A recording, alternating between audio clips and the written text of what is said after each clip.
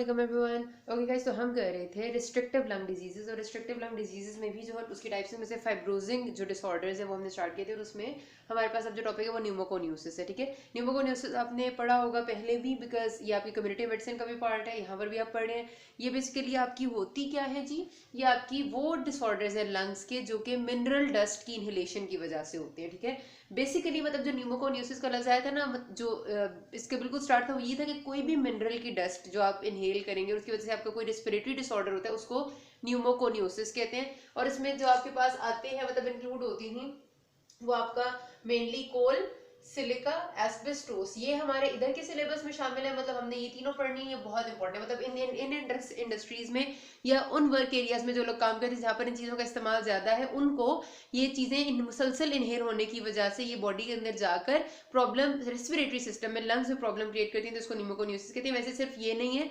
इसमें आपका कोल आ गया, सिलिका आ गया, एस्बेस्टोस आ गया, इसके अलावा आपका जो कॉटन इंडस्ट्री होती है उसमें जो इस्तेमाल होता है, शुगर केन इंडस्ट्री जो है उसमें आपका मतलब शुगर केन इंडस्ट्री जो होती है जहाँ पर उसको ठीक भी करते हैं, बेगेसोसिस, बिसिनोसिस इनको कहते हैं हम, ये भी शामिल होते हैं।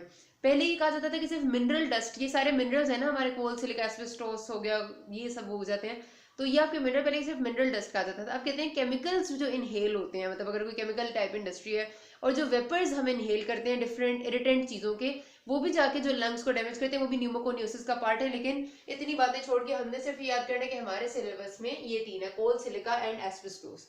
अब नॉर्मली तो जो बंदा फैक्ट्री में काम कर रहा है वही डस्ट को इनहेल करेगा और उसी को मसला होगा। मतलब ऐसे तो नहीं हो सकता ना कि मैं सिलिका की इंडस्ट्री में सपोज करते हैं मैं कोल माइंस में वर्क करती हूँ, मतलब मेरा जो कोल है, कोयले की कानों में काम है मेरा, तो जाहिर सी बात है कि मैं कोयला इनहेल कर रही हूँ वहां पर, तो मेरे ही रेस्पिरेटरी सिस्टम में मसला होगा। ऐसा तो नहीं हो सकता कि मैं घर आऊँ तो घर में आके मेरे घर वालों के रेस्पिरेटरी सिस्टम में मसला हो।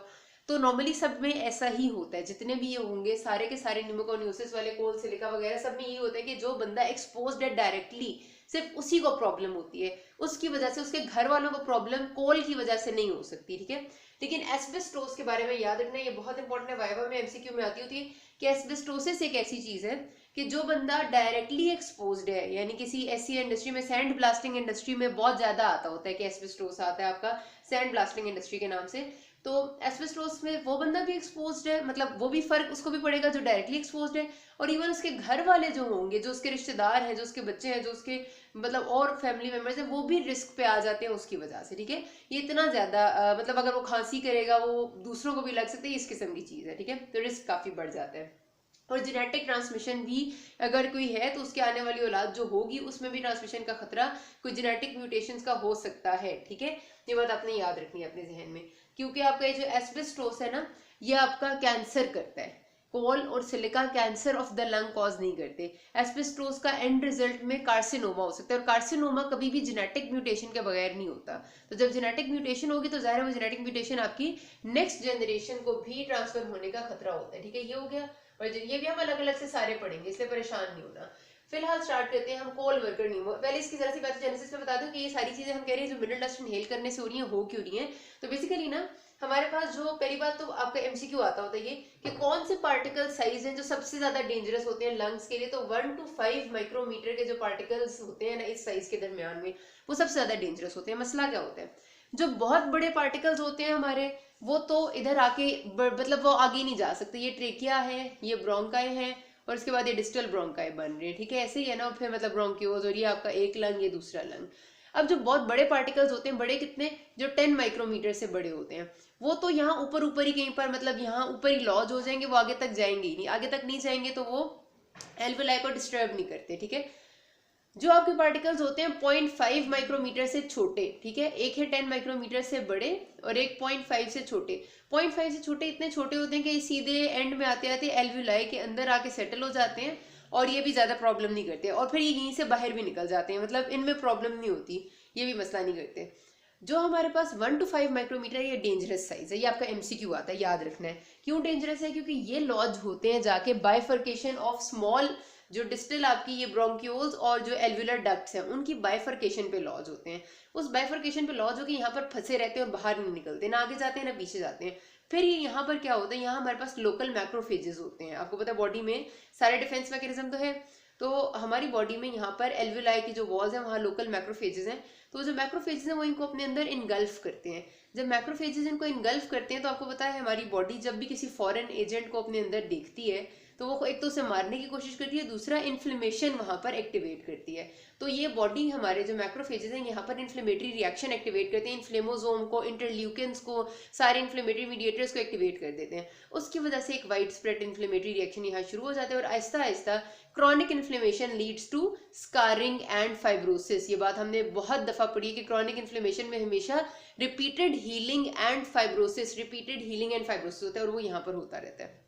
ठीक है जी, ये सिलसिला असल में इनकी पैथोजेनेसिस का होता है, जो इसमें हमारा मेन मसला है। जो हमारा बॉडी का यहाँ पर सारे एयरवेज का म्यूकोसिलरी क्लियरेंस मैकेनिज्म है ना, यानी कि आपके सारे यहाँ पर सिलिया लाइंड है और वो म्यूकस सेक्रीट करते हैं और कोई भी पार्टिकल आता है उसे ट्रैप कर लेते हैं और उसके बाद उसको फिर ऊपर की तरफ वापस भेज सकते हैं कफ वगैरह से, जो खांसी आप करते हैं। लेकिन हमारे पास ये जो 1 to 5 माइक्रोमीटर्स का साइज है ना, ये इस सिलिया में ट्रैप नहीं होता, ये इतना छोटा होता है कि आगे आते आते बाइफर्केशन तक पहुंच जाता है, जो छोटी आर्टीरियोल्स का बाइफर्केशन है, और वहां से फिर ये ऊपर नहीं जा सकता। 10 वाला ट्रैप हो जाता है इसलिए वापस चला जाता है, वो 0.5 वाला इतना छोटा होता है कि फर्क नहीं डालता। ये सारा मसला है। और आखिर में प्रॉब्लम जो है वो असल में मैक्रोफेजेस करते हैं कि मैक्रोफेजेस आर द थिंग, वो चीज़ है जो कि सारी इन्फ्लेमेशन को इंड्यूस करते हैं। अब कोल वर्कर्स न्यूमोकोनियोसिस जो है आपका वो है जो कि कोल माइन में काम कर रहे हैं, जो कि कोल की डस्ट को इनहेल कर रहे हैं, उनके जो न्यूमोकोनियोसिस या फिर उनमें जो लंग की प्रॉब्लम डेवलप होगी, जो रिस्ट्रिक्टिव लंग डिजीज उसको कहेंगे।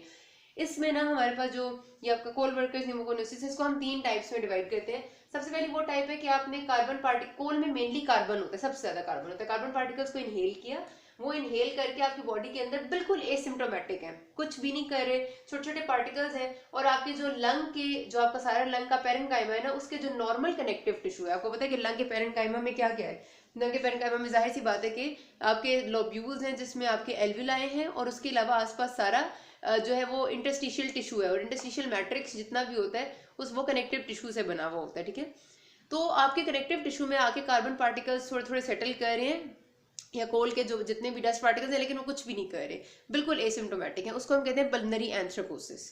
ठीक है, एसिम्प्टोमेटिक स्टेज। दूसरी स्टेज होती है जिसको हम कहते हैं सिंपल कोल वर्कर्स न्यूमोकोनियोसिस। इसमें क्या होता है कि अब क्या हुआ है कि हमारे पास जो कोल के पार्टिकल्स आए हैं वो खाली खुद जाके कनेक्टिव टिश्यू में सेटल नहीं हुए, बल्कि जो मैक्रोफेजेस हैं उनने उन्हें इनगल्फ कर लिए, और अब मैक्रोफेजेस उन्हें इनगल्फ करके चुप करके बैठे हुए, इन्फ्लेमेशन शुरू नहीं हुई। ठीक है, तो सिंपल कोल वर्कर न्यूमोकोनियोसिस में ये होता है कि आपका ये मैक्रोफेजेस है, इसने थोड़े से पार्टिकल्स इनगल्फ कर दिए, इसने भी कर लिए, इसने भी कर लिए, इनके आसपास हल्की हल्की थोड़ी थोड़ी सी इन्फ्लेमेशन हुई और थोड़ी थोड़ी सी स्कारिंग है, बहुत थोड़ी, इतनी के माइनर सी है। ठीक है, इस तरह से कि सिर्फ आप समझ लें कि इस मैक्रोफेज के इर्द गिर्द इतनी सी स्कारिंग होगी है, और मैक्रोफेज के तो नहीं, चलो थोड़े से एल्विलाई के गिर्द होगी, लेकिन इतनी थोड़ी है कि वो बहुत ही अनरिमार्केबल है, पेशेंट को कोई खास मसला भी नहीं होता।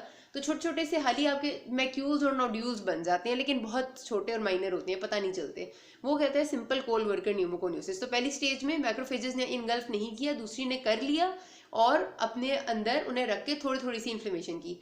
तीसरा होता है आपका प्रोग्रेसिव मैसिव फाइब्रोसिस। ये वो स्टेज होती है जिसमें आपका मैसिव फाइब्रोसिस, नाम से पता चल रहा है कि आहिस्ता आहिस्ता इन्फ्लेमेशन स्टार्ट होती है और तेजी से चलती जाती है, इस तरह से इन्फ्लेमेशन के सारा आपका लंग ही फाइब्रोस हो जाता है।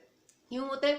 जाहिर है वही सारा सिलसिला कि मैक्रोफेजेस जब फॉरेन एजेंट आएगा उसे इनगल्फ करेंगे, उसके बाद इन्फ्लेमेटरी पूरा आपका रिस्पॉन्स इनिशिएट होगा।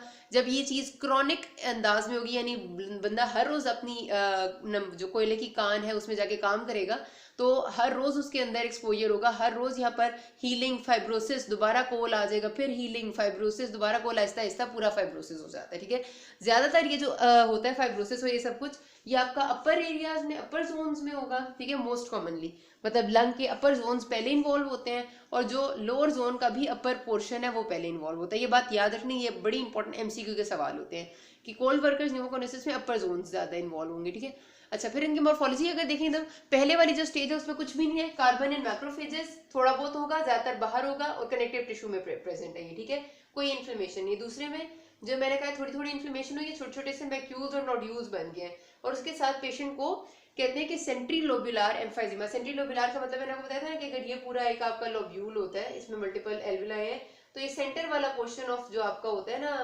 लोब्यूल का, ये इन्वॉल्व होता है और इसकी वाइडनिंग हो जाती है, सेंट्री लोबुलर एम्फाइजिमा हो जाता है। और एम्फाइजिमा क्यों हो रहा है? जाहिर है वॉल्स ऑफ एल्वेलाई की डिस्ट्रक्शन हो रही है। वॉल्स ऑफ एल्वेलाई की डिस्ट्रक्शन क्यों होती है?